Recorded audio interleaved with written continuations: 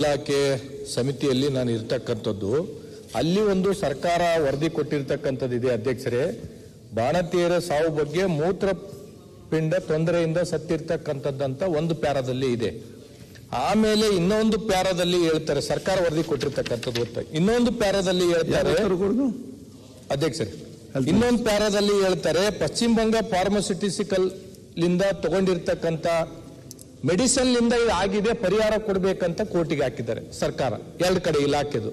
ಮೂರನೇದು ಏನಾಗಿದೆ ಅಧ್ಯಕ್ಷರೇ ಅಂತಂದ್ರೆ, ಯಾವ ಪಶ್ಚಿಮ ಬಂಗ ಫಾರ್ಮಸ್ಯೂಟಿಕಲ್ ಮೇಲೆ ಅಂತಂದ್ರೆ ಸರ್ಕಾರ ಬ್ಲಾಕ್ ಲಿಸ್ಟ್ ನಲ್ಲಿ ಹಾಕಿರ್ತಕ್ಕಂಥದಕ್ಕೆ FIR ಬ್ಲಾಕ್ ಲಿಸ್ಟ್ ಹಾಕಿದ್ದು ಇಷ್ಟೇ ತಂದಿದ್ದಾರೆ. ಪರಿಹಾರ ಕೊಡಬೇಕು ಅಂತ ತಿಳ್ಕೊಂಡು ಹಾಕಿರೋದಕ್ಕೂ ಕೋರ್ಟ್ ಇಂದ ಸ್ಟೇ ತಂದಿದ್ದಾರೆ. ಇದಕ್ಕೆ ಕಾರಣ ಏನು ಅಂತ ತಿಳ್ಕೊಂಡು ನಾವು ವಕೀಲರಿಗೆ ಕೇಳಿದಾಗ ಅವ್ರು ಒಂದೇ ಹೇಳ್ತಾರೆ. ಯಾಕಂದ್ರೆ ಇಲ್ಲಿ ಮೊದಲು ಮೊನ್ನೆ ವಿರೋಧ ಪಕ್ಷದ ನಾಯಕರು ಬಳ್ಳಾರಿಗೆ ಭೇಟಿ ಕೊಟ್ಟಾಗೂ ಹೇಳಿರ್ತಕ್ಕಂಥದ್ದು, ಮೂತ್ರಪಿಂಡ ಅಂತ ತಿಳ್ಕೊಂಡು ಕಿಡ್ನಿಲಿಂದ ಆಗಿರ್ತಕ್ಕಂಥ ಸಮಸ್ಯೆಲಿಂದ ಇದು ಆಗ್ಯದ, ಹಾಗಾಗಿ ಸ್ಟೇ ಕೊಡಂತ ತಿಳ್ಕೊಂಡು ಬಂದಿರತಕ್ಕಂಥದ್ದಿದೆ.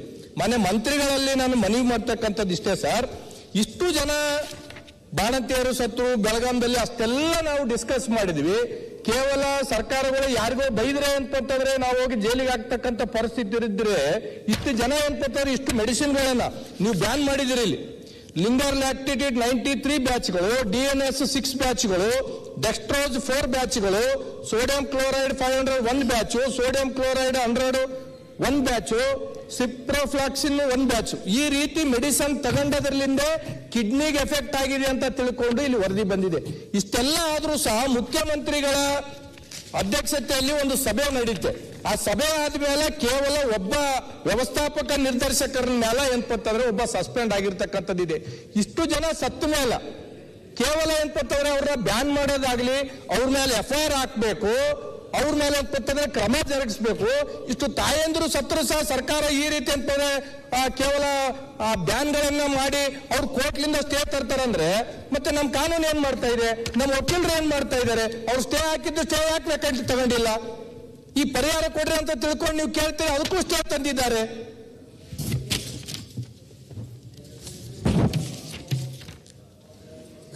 ಸವಿಸ್ತಾರವಾದ ಉತ್ತರವನ್ನು ಕೊಟ್ಟಿದ್ದೀನಿ.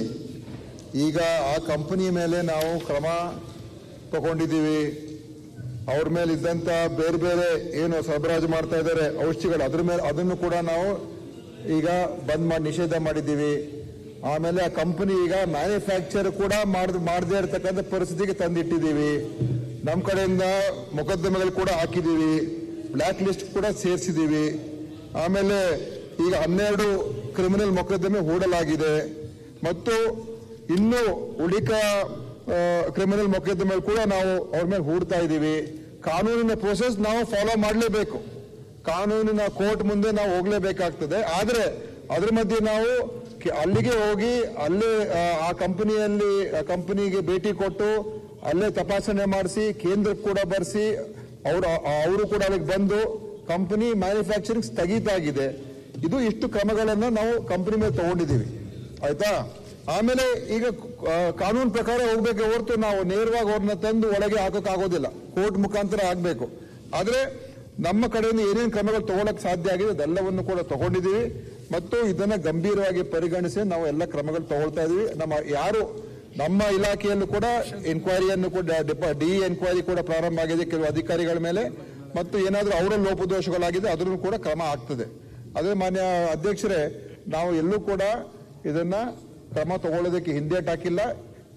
ಹಾಗೆ ನೋಡಕ್ ಹೋದ್ರೆ ಮಾನ್ಯ ಸಭಾಧ್ಯಕ್ಷರೇ, ನಾವು ಇನ್ನೂ ಕಠಿಣವಾದಂತ ಕ್ರಮಗಳನ್ನ ಮುಂದಿನ ದಿವಸಗಳು ತಗೊಳ್ತಕ್ಕಂಥದ್ದಕ್ಕೆ ನಾನು ಕೇಂದ್ರಕ್ಕೂ ಕೂಡ ಬರೆದಿದ್ದೀನಿ.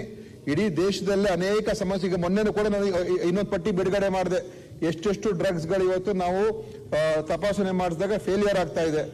ಅದರ ಬಗ್ಗೆನೂ ಕೂಡ ಕೇಂದ್ರದ ಡ್ರಗ್ ಕಂಟ್ರೋಲ್ ಡಿಪಾರ್ಟ್ಮೆಂಟ್ಗೂ ಕೂಡ ಬರೆದಿದ್ದೀನಿ. ಇದು ರಾಷ್ಟ್ರ ಮಟ್ಟದಲ್ಲಿ ನಾವು ಇದನ್ನ ಟ್ಯಾಕಲ್ ಮಾಡಬೇಕು ಅಂತ ಕೂಡ ಹೇಳಿದ್ದೀನಿ. ನಮ್ಮ ಕಡೆಯಿಂದನೂ ಇದನ್ನ ಪಾರದರ್ಶಕವಾಗಿ ಇದನ್ನೆಲ್ಲ ನಡೆಸ್ತಕ್ಕಂಥದ್ದಕ್ಕೆ ನಾನು ಕೂಡ ಕ್ರಮ ತಗೊಳ್ತಾ ಇದ್ದೀನಿ, ಸುಧಾರಣೆಗಳು ತರ್ತಾ ಇದ್ದೀನಿ. ಆದ್ರಿಂದ ನಮ್ಮ ಕಡೆಯಿಂದ ಯಾವುದೇ ರೀತಿಯ ಹಿಂದೇಟು ಅಥವಾ ಮುಚ್ಚು ಹಾಕುವಂತ ಪ್ರಶ್ನೆ ಬರೋದೂ ಇಲ್ಲ. ಕಾನೂನಿನ ಹೋರಾಟ ಅದು ಜಾರಿಯಲ್ಲಿದೆ, ಇನ್ನೂ ತೀವ್ರ ಗತಿಯಲ್ಲಿ ತಗೊಂಡು ಹೋಗ್ತೀವಿ ಮತ್ತು ಅದೇ ಒಂದು ತಾರ್ಕಿಕ ಹಂತಕ್ಕೆ ತಗೊಂಡು ಹೋಗ್ತಕ್ಕಂಥದ್ದಕ್ಕೆ ನಮ್ಮ ಸಂಪೂರ್ಣವಾದಂತ ಪ್ರಯತ್ನ ಇದೆ. ಧನ್ಯವಾದ. ಮಾನ್ಯ ಅಧ್ಯಕ್ಷರೇ, ನಾವು ಸರ್ಕಾರ ಅವ್ರ ಉತ್ತರಕ್ಕೆ ನಾನು ಹೇಳ್ಬೇಕಲ್ಲ ಅಧ್ಯಕ್ಷ. ಒಂದ್ ನಿಮಿಷ, ಈ ವಿಷಯನ ಏನ್ಪಂತಂದ್ರೆ ಗಂಭೀರವಾಗಿ ತಗೊಂಡಿಲ್ಲ ಅಂತ ನಾನು ಹೇಳ್ತಾ ಇಲ್ಲ ಸರ್ಕಾರ. ಇಲ್ಲಿ ವರದಿ ಬಂದಿರತಕ್ಕಂಥದ್ದು ಇವ್ರು ಬ್ಯಾನ್ ಮಾಡಿದ್ರು ಸಹ ಏನಂತಂದ್ರೆ ಅವ್ರು ಸ್ಟೇ ತಂದಿದ್ದಾರಲ್ಲ, ಅದ್ರ ಬಗ್ಗೆ ಸರ್ಕಾರ ಏನ್ ಮಾಡಿರ್ತಕ್ಕಂಥದ್ದಿದೆ. ಆಮೇಲೆ ಇಷ್ಟು ತಾಯಂದ್ರೆ ಇದರಲ್ಲಿ ಕೇವಲ ಮೆನ್ಷನ್ ಆಗಿರ್ತಕ್ಕಂಥದ್ದು ಕೇವಲ ಬಳ್ಳಾರಿ ಜಿಲ್ಲೆದು ಅಷ್ಟೇ ಆಗಿದೆ. ಉಳಿದ ಜಿಲ್ಲೆದಾಗ ಏನೇನಾಯ್ತು, ಇವತ್ತು ಬೆಂಗಳೂರು ಸಿಟಿ ಅಂತಲ್ಲೇ ಏನ್ಪಂತವ್ರಿ 77 ಜನ ಏನ್ಪಂದ್ರೆ 97 ಜನ ಸತ್ತಿರ್ತಕ್ಕಂಥದ್ದಿದೆ.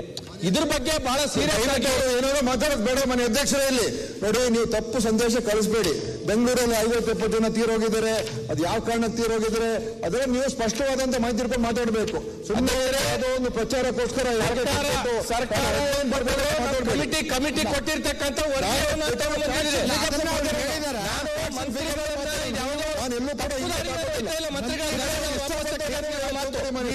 ಯಾವುದೋ ತಪ್ಪುದಾರಿ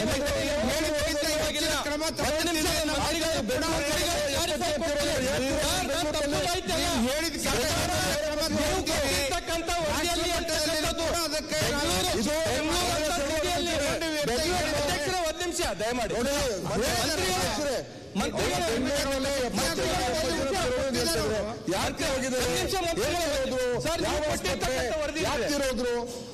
ಕೊಟ್ಟಿರ್ತಕ್ಕಂಥ ವರದಿ ಇಲ್ಲಿದೆ. ಶರಣಗೌಡ್ರೆ ಸರ್ ಒಂದೇ ನಿಮಿಷ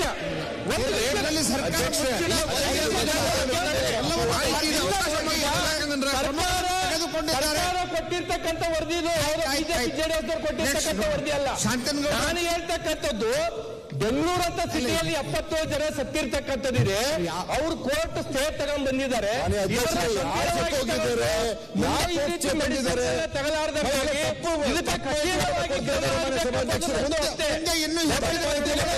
ನಾನು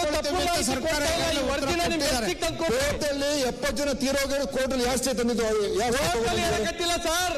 ಅವ್ರು ಏನಂತಂದ್ರೆ ಇವತ್ತು ನೀವು ಬ್ಯಾನ್ ಮಾಡಿರ್ತಕ್ಕಂಥ ಕೋರ್ಟ್ಲಿಂದ ಸ್ಟೇ ತಂದಿದಾರಿಲ್ಲ.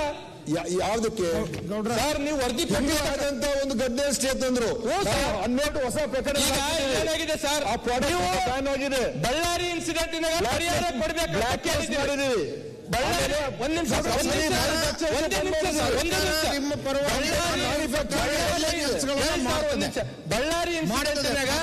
ಬಳ್ಳಾರಿ ಇನ್ಸಿಡೆಂಟ್ನಾಗ ಪರಿಹಾರ ಕೊಡ್ಬೇಕಂತ ತಿಳ್ಕೊಂಡು ಇವರು ನೋಟಿಸ್ ಮಾಡಿದ್ದಾರೆ.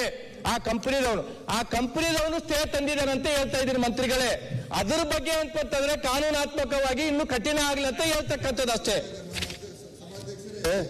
ನಾವು ಅವ್ರ ಮೇಲೆ ಪ್ರಕರಣಗಳು ದಾಖಲೆ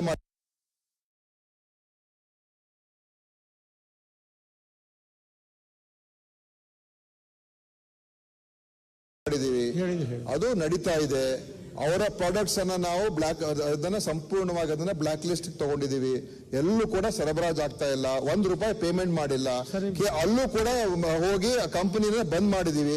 ಕೋರ್ಟಿನಲ್ಲಿ ಮುಂದೆ ಆಗ್ತಕ್ಕಂಥ ಕ್ರಮಗಳು ಕೋರ್ಟ್ ಮುಂದೆ ಆಗ್ತದೆ, ಅದು ಬೇರೆ ಪ್ರಶ್ನೆ. ಆದ್ರೆ ನಾವು ಪ್ರಕರಣಗಳನ್ನ ಇನ್ನೂ ಹೆಚ್ಚು ದಾಖಲೆ ಮಾಡ್ತಾ ಇದೀವಿ. ಅವ್ರು ಒಂದು ಡ್ರಗ್ ಅಲ್ಲ ಆ ಕಂಪನಿದು, ಈಗಾಗಲೇ 3 ಅಥವಾ 4 ಡ್ರಗ್ ಅನ್ನ ನಾವು ಅದನ್ನು ಕೂಡ ನಾವು ಸ್ಥಗಿತ ಮಾಡಿದ್ದೀವಿ. ಸೊ ಇದೆಲ್ಲ ಕ್ರಮ ತಗೊಂಡಿದ್ದೀವಿ. ಕೋರ್ಟ್ ಪ್ರೋಸೆಸ್ ಅದು ಬೇರೆ ಪ್ರೋಸೆಸ್, ಅದನ್ನ ಫೈಟ್ ಮಾಡೋಣ. ಸರಿ ಇಲ್ಲ, ಅವ್ರು ತಂದಿದಾರಲ್ಲ ಸರ್, ಅದ್ರ ಬಗ್ಗೆ ಆಗ್ಲಿ ಅಂತ ಹೇಳೋದು. ಮಾನ್ಯ ನಮ್ಮ ಸಮಿತಿ ಅಧ್ಯಕ್ಷರು ಇಲ್ಲೇ ಇದ್ದಾರೆ, ಅವ್ರಿಗೆ ವರದಿ ಸಲ್ಲಿಸಿರ್ತಕ್ಕಂಥದ್ದು ಮಾನ್ಯ ಕೋನ್ ರೆಡ್ಡಿ ಅವರು ಇಲ್ಲೇ ಇದ್ದಾರೆ, ಬೇಕಿದ್ರೆ ಕೇಳಿ ನೀವು ಅವ್ರಿಗೆ.